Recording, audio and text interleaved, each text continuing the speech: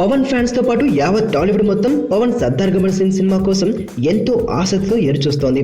తాజాగా Pawan Kalyan comedian Shakalaka Shankar set లో ఎక్స్ట్రాలు చేయడంతో పవన్ అతని చెంప చెల్లుమనిపించాడని సోషల్ మీడియాలో పుకార్లు షికార్లు చేశాయి.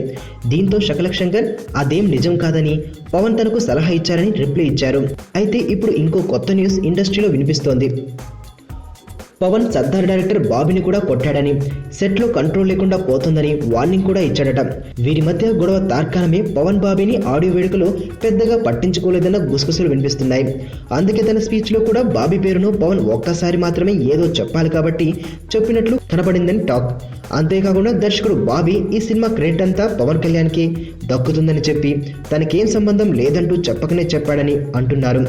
ఈ వార్తలో నిజ నిజాల సంగతి ఎలా ఉన్నా ఇప్పుడు సర్దార్ ఆడియో ఫంక్షన్ తర్వాత ఈ వార్తలు ఇండస్ట్రీలో జోరుగా వినిపిస్తున్నాయి.